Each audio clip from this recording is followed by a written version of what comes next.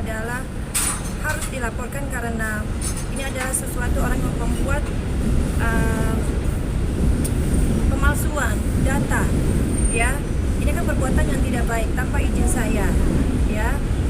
Dan adanya statement yang dari anak saya berkata bahwa sayalah yang meminta, ya, untuk dijadikan adopsi. Cobalah, anak saya sudah besar, sudah menjadi orang yang terkenal, sukses. Mana ada seorang ibu ya mau memberikan ataupun menyuruh meminta seseorang ayo jadiin anakku saya adopsi. Tidak, tetapi bila seseorang yang menganggap suatu kekeluargaan karena saya berpikir tidak terlalu jauh, mungkin yes, tapi hanya berupa omongan, tidak berupa data. Ya, nah orang inilah yang sudah terlalu jauh, terlalu melampaui batas.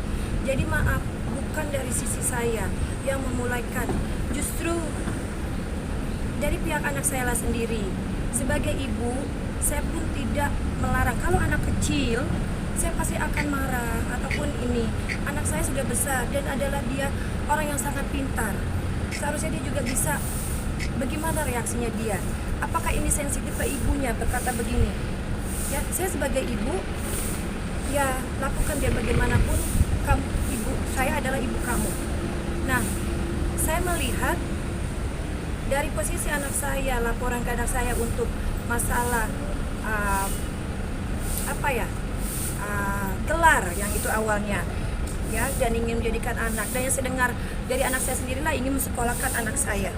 Tapi until now tidak, ya.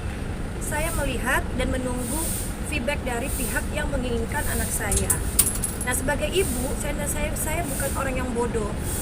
Saya mentelusuri diam-diam, meladenkan dari kedua belah pihak ini antara anak saya dan Ibu Nongki.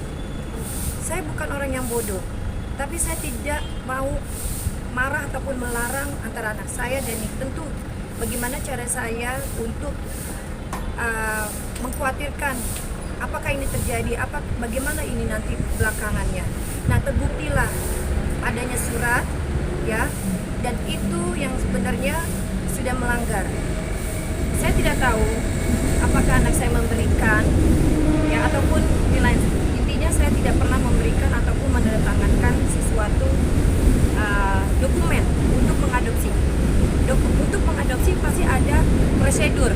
Di sini tidak ada. Jangankan surat menyurat, pihak kerajaan ataupun pihak Nongki yang menginginkan anak saya sebagai yang sopan harusnya bagaimana etikatnya. Kalau Nongkinya pun tidak ada di Indonesia, dia bisa memutuskan perwakilannya. Itu kan kalau yang benar. Nah, itu di situ saya melihat tidak mungkin saya, hey, mana kamu turunin orangnya, kan tidak begitu. Saya melihat sampai di mana mereka ini berdua. Nah, disitulah, jadi jangan salah paham, ya. Ini memang sudah cukup lama mereka berkomunikasi, tapi saya sebagai ibu hanya diam di situ, ya. Jadi statement anak saya cukup mengecewakan anak saya, dan saya tidak mau menjatuhkan anak saya. Tapi karena begini, karena kalian kan ingin info, dan ini saya berkata sebenarnya dan ada bukti itu loh, ya. Dan untuk kasus penganiayaan saya tidak pernah membuka, tapi ternyata kan ada kekecewaan di situ anak saya yang sudah terlalu